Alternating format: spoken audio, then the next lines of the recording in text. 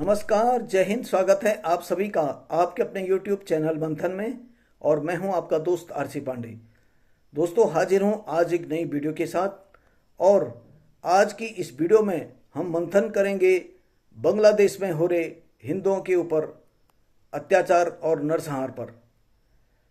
दोस्तों, बांग्लादेश में जिस तरह से शेख हसीना सरकार का तख्ता पलटकर उसकी सरकार का पतन कर दिया गया है और उसके बाद लगातार हिंदुओं के ऊपर जिस तरह का अत्याचार, बलात्कार और चुन चुनकर उनके घरों को जलाया जा रहा है, बर्बाद किया जा रहा है, इस पर आज संपूर्ण हिंदुस्तानियों को चर्चा करना बहुत ज़रूरी है।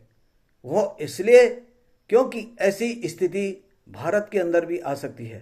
यह मैं नहीं बल्कि हमारे देश के कुछ राजनेता कह रहे हैं, जो कह रहे हैं कि बांग्लादेश की जैसी स्थिति भारत की भी हो सकती है।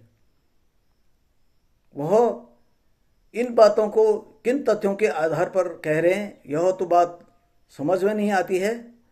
लेकिन संविधान को खतरे में बताने वाले और तानाशाह सरकार का अंत करने का दावा करने वाले इस फिराक में ज़रूर बैठे हैं कि कब बांग्लादेश जैसी स्थिति भारत में हो जाए और फिर हम संविधान बचाने के नाम पर जिस तरह का नरसंहार बांग्लादेश के अंदर हो रहा है उस तरह का हिंदुस्तान में भी करें।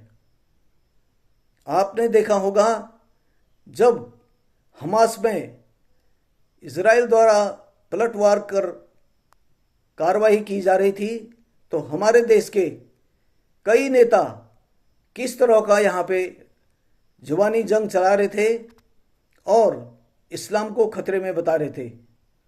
हमारे देश के नेता यह बात हमेशा से कहते हुए आए हैं कि संविधान खतरे में है।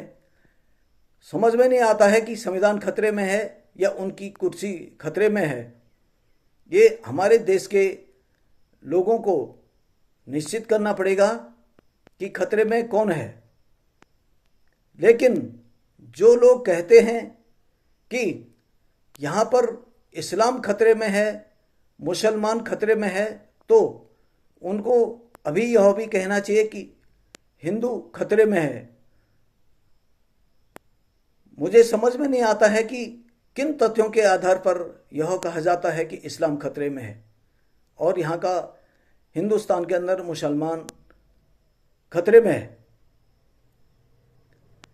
यदि ग्राफों की माने तो जब बांग्लादेश एक अलग राष्ट्र बना था तो वहाँ पर तकरीबन 23% मुस्लिम थे और आज के आधार पर वहाँ पर 7-7.5% ही हिंदू बचे हुए हैं। और हमारे देश में मुसलमानों के बढ़ते ग्राफ के आधार पर कैसे आप लोग कह सकते हैं कि यहाँ हिंदुस्तान में जो अल्पसंख्यक हैं वो खतरे में है।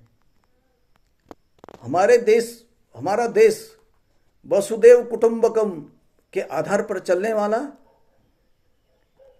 अपने देश के अल्पसंख्यकों को राष्ट्रपति पद, उपराष्ट्रपति पद तक पर पहुंचाता है, बिठाता है। तमाम जितने भी पद होते हैं उन पदों पर हमारे अल्पसंख्यक विराजमान हैं। हमारी भारतीय क्रिकेट टीम में आज भी कई मुस्लिम खिलाड़ी खेलते हैं। हमारे क्रिकेट टीम का नेतृत्व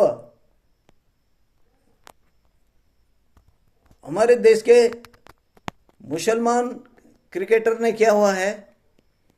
कोई जाके यह बता दे कि बांग्लादेश या पाकिस्तान में किसी राजनीतिक पद पर कोई मुस्लिम बैठा हो या किसी टीम में कोई मुस्लिम हो, बावजूद इसके जो कहते हैं कि भारत में संविधान इस्लाम खतरे में है, मुसलमान खतरे में है तो वो इस देश की जनता को गुमराह करने के अलावा कुछ नहीं और कह रहे हैं।